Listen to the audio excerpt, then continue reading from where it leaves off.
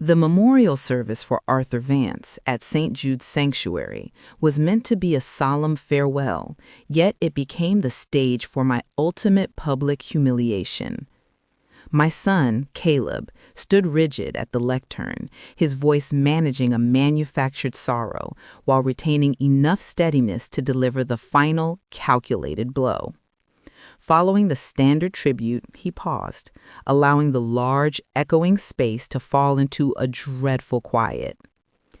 "There is someone I want to give a special thank you to," Caleb announced, his eyes shining. I clutched the silver clasp of my handbag until my fingers ached and bleached white, foolishly hoping this was the moment of acknowledgement for the 40 years of quiet dedication, the shared life, and the nights spent caring for him and our son. I truly believed he had finally seen me. But the recognition never came.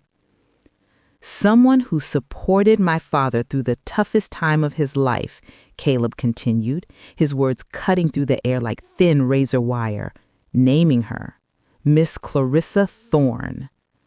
A soft collective inhale swept through the crowded pews. From the very first row, a seat of honor traditionally reserved for immediate family, a woman arose. Clarissa Thorne was immaculate, dressed in a tailored suit of sapphire blue, her hair perfectly sculpted, dabbing delicate cinematic tears from her eyes. As she settled back down, the silence in the room was a roaring physical thing, a detonated sound that vibrated the stained glass windows. I knew Clarissa Thorne's name. She was Arthur's administrative assistant at the firm, eventually promoted to a consulting partner and briefly included on the board. Whenever I had questioned their relationship, Arthur had dismissed my concerns with a condescending pat. "She's competent, Eleanor. Don't be paranoid." I remembered Clarissa at the annual company parties, moving with an effortless grace I lacked, bringing me a bottle of wine, her smile sweet and cloying. I had dismissed her then as a sycophantic employee, but the irony of that judgment now tasted like ash. I sat off to the side, wearing Arthur's favorite heavy charcoal coat, the actual widow, the true mother, invisible. Whispers circled like vultures. "She's sitting so close like she's family." My own son had just elevated her status above mine, and the ground seemed to drop away beneath me. I mechanically greeted guests, nodding, maintaining the neat facade that Arthur had always demanded. Then the final insult. I heard Caleb's low whisper to Clarissa, a secret meant only for them, but heard by me. "You're the one who's truly family." I nearly shattered the teacup I held that night.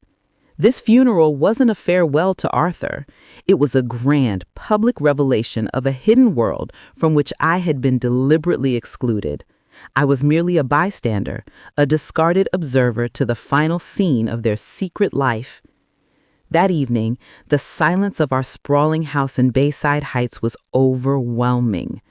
I sat alone in the dining room, staring at Arthur's empty seat, still positioned exactly where it had been for decades, an empty monument to habit, the cruelest prison. I took off the heavy wool coat, noticing the satin lining was crumpled, as if the last vestige of my dignity had been carelessly crushed. I didn't sleep. I pulled out old photo albums, looking at the young couple we once were, bright light in our eyes. I found my old employee ID, Eleanor Vance, financial consultant, short hair, self-assured, always seated second from the right in the board photos. I remembered Arthur telling me, "You should quit, Eleanor. I'll take care of everything," and how I had obediently, foolishly listened. I closed the album, recognizing that the patience, the pride, and the sheer effort I had poured into maintaining our marriage had been buried the moment he died, though I hadn't yet grasped the true, deeper betrayal. The next morning, the air in Arthur's designated law office was thin, smelling of old paper and ink. Sunlight sliced through the blinds, striping the dark wood floor. The lawyer, a man in his 50s with a painfully slow cadence, began reading the official documents. Pursuant to the will signed by Mr. Arthur Vance 3 years ago, The majority of his assets, including the main residence in Bayside Heights, the vacation property in Cape Harbor, and the remaining balance of his personal accounts, shall be inherited by Miss Clarissa Thorne. The shock was total, comprehensive. I felt like I had been shoved off the main stage of my own life, standing behind the heavy velvet curtain in a dead spotlight, questioning if the part I thought I was playing had ever even been real. I turned to Caleb, who sat rigidly, his gaze fixed forward, his expression utterly neutral, as if he were reviewing a quarterly financial report. There was not a flicker of surprise. He knew. You knew, I whispered, my voice raw and unsteady. Didn't you? Caleb finally turned, his gaze strangely serene. Dad had his reasons, Mom, he stated flatly. His reasons? I choked out, the words catching in my throat. What did 40 years of marriage mean to him? Caleb paused, offering a moment of false consideration. He worked hard his whole life. Clarissa was there for him. She understood him. He lowered his voice, almost apologetically. You didn't. In that sickening instant, I understood my monumental loss was not just a husband, but my son, too. He wasn't merely defending Arca's memory. He was actively redrawing our family tree, placing Clarissa at the center and erasing me entirely. Back home, I began to search for tangible proof I wasn't losing my mind. I found a folder Arthur had misplaced in a kitchen drawer dedicated to miscellaneous clutter. Inside was a letter from the Cape Harbor Property Management Company, dated 6 years prior. The recipient was Clarissa. My hands trembled so violently I had to brace them on the counter. We had stayed at that seaside house countless times, yet I had only ever been a temporary guest. Desperate for external clarity, I walked across the street to visit Mrs. Gable, our longtime neighbor, a keen widow with a sharp memory. When I casually mentioned Clarissa's name, Mrs. Gable's face instantly hardened. Clarissa? Wasn't she the woman Arthur used to take to all those city symphonies? She asked, raising a skeptical eyebrow. You never went with them, did you, dear? I forced a brittle smile, claiming I never really cared for social events. Mrs. Gable stirred her tea slowly. Oh, I always thought they were an item, honestly. She's been on the street several times. One Christmas, she helped Arthur put up the elaborate rooftop lights. I froze, remembering that Christmas. I had been upstairs, confined to bed with a badly swollen knee, and Arthur had told me a reliable neighborhood boy had assisted him.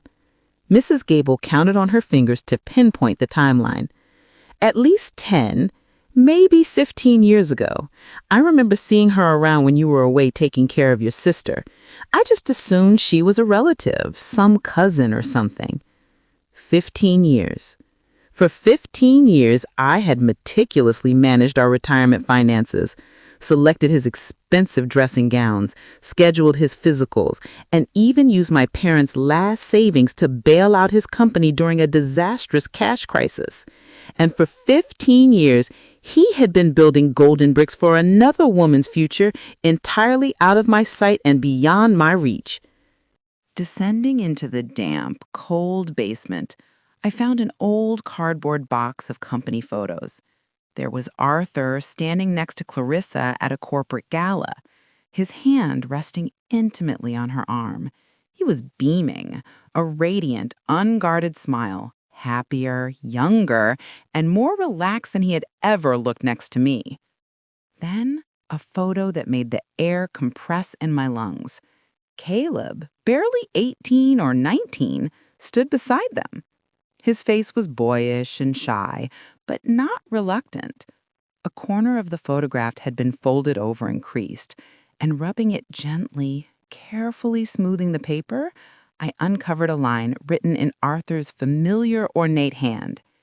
Our little family will be official one day. Something foundational called trust irrevocably fractured in my chest. That night, for the first time in that house without Arthur, I lit a single candle in the kitchen and put on music, a slow, unhurried jazz standard. I realized I had lived my entire adult life to Arthur's cadence, never daring to dance to my own beat. But not anymore. From now on, the rhythm, the steps, the song, they were mine alone to command. The official will revelation had been agonizing, but Caleb's support of the mistress was the deepest cut. We met at the town cafe, where he used to beg for caramel fudge desserts. Caleb arrived wearing a stiff trench coat, his demeanor formal, as if he were steeling himself for an antagonistic interview. Before I could sit down, he placed his phone face down on the table, a subtle indicator that the conversation could be abandoned. "Why did you send Clarissa a legal notice?" he asked, cutting straight through the fragile atmosphere. "Do you believe I shouldn't have?" I asked. He shrugged, shifting uncomfortably. "She didn't hurt you, Mom. Dad gave her the money. It was his decision. Suing her just makes everyone deeply uncomfortable." "Caleb," I said, my voice shaking with disbelief, "your father deceived me for decades. I sacrificed my entire career for this family. I gave up friends for you.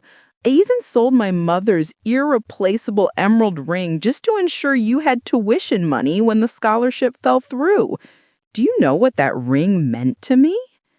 Caleb frowned, letting out an audible sigh of irritation. "You always bring it up, Mom, like I owe you something." The comment was a dull, shattering blow to the chest, carrying not anger, but cold, definitive, and surmountable distance. "Dad told me," Caleb continued after a long silence, his voice dropping slightly, "that the happiest years of his life were spent with Clarissa. She understood him. She respected him. She never constantly questioned and criticized him like you did." "I questioned him because he stopped respecting me," I gritted out. "I criticized him because his actions were wrong." He only shook his head, listening as if to a tedious, meaningless lecture. "You're too traditional, Mom. You've always believed that making sacrifices is a virtue, but Dad didn't need that kind of love." I realized he had held this opinion for a long time, only now daring to voice it. Desperately trying to connect with the boy he used to be, the child whose dignity I fiercely defended, the teenager whose heart was broken, I reached into my purse and pulled out an old, faded snapshot. "That summer, when you were 2, we went to the coast. Your father canceled last minute for work, so it was just the 2 of us. In this photo, you're wearing those bright red trunks standing on the wet sand. You were terrified of the waves, clutching my neck, just screaming, 'Mommy, Mommy!' You didn't know much about the world then, but you knew where safety was." Caleb looked down at the image, saying nothing. "I know you idolized your father. He was always impeccably dressed, spoke softly, always said the right thing. But did you ever stop to think that maybe I set the foundation for that elegant man to even exist?" He looked up again, with no tears or immediate remorse, just a flicker of hesitation. "Dad did what made him happy. Clarissa made him feel needed. You were just too strong, Mom." I internalized the meaning of that label. The nights balancing chaotic accounts, the afternoons cooking dinner while battling a fever, the years I held back tears through Arthur's icy silences. That was my definition of strength, and it had repelled him. I put the photograph back into my wallet and stood up. My voice was calm, but imbued with a new, deep firmness. "You are correct. I was too strong, and starting today, I will save that strength entirely for myself." I walked out into the parking lot. The rain was beginning to fall, slow and relentless. I gripped the steering wheel, understanding that I had lost not just a husband, but my marriage, my family, and potentially my son. But simultaneously, I knew I could no longer wait for someone else to define who Eleanor Vance was. It was time to live from me. Initially, I had viewed Clarissa as a late-life mistake, an opportunist. Now I saw the truth. She was no accident. She had meticulously planned the displacement. On a rainy afternoon, nursing a mug of cold coffee, I found her public social media profile. Her bio read, "Consultant in the architectural sector, lover of classical music and community service, grateful for life's tender company." I clicked through her photo albums. The first image was Arthur, 6 years ago, seated in a wicker chair, holding a slice of lemon pie Clarissa claims she had baked. The caption, "His smile is my favorite reward." 6 years ago? That was the year I was bedridden with severe arthritis, and Arthur had claimed work necessitated frequent solitary business travel. I had believed he was simply evading the burden of caring for me, but now I knew he was living a parallel life. I scrolled further. Arthur was standing in Clarissa's own living room wearing a jacket I had purchased for him. Another photo showed him planting flowers and arranging intricate bonsai in her garden. Then a video. Arthur toasting Clarissa while a Christmas carol played softly. And there in the corner was Caleb, still in college. Clarissa had her arm draped around his shoulder, laughing, saying, "Your dad should be proud of you." Clarissa was never merely Arthur's secret lover. She had spent years positioning herself as an active, accepted member of our family, and I was the structure she planned to dismantle. I called Penelope Davies, a sharp, semi-retired former colleague doing freelance financial audits. I interrupted her polite condolences. "Penelope, I need your help finding something." "Tell me your suspicions, Eleanor," she immediately responded. "I believe Arthur systematically used company funds for at least the last decade to purchase properties and assets for Clarissa. There might be other unaccounted-for transfers." Penelope went silent. "Eleanor, you're not just trying to fix a marriage. You're looking to expose corporate fraud." "I want the truth," I said firmly. "I have spent too long in the dark." I drove to the county records office and confirmed Clarissa's Bayside Heights villa was purchased 5 years ago, during the tail end of the company's massive employee housing benefits project that Arthur was overseeing. I remembered his instant refusal when I joked about visiting. "You wouldn't like it there." Now I knew the room wasn't reserved for clients. It was reserved for her. 2 days later, at Penelope's suburban bungalow, she showed me archived payment records. She pointed to 3 entries labeled outside consulting support. "But the beneficiary company is a shell, Eleanor. No verifiable physical office is listed." She zoomed in on a specific line, $50,000 paid the same month I was home recovering from my knee surgery. My stomach knotted painfully.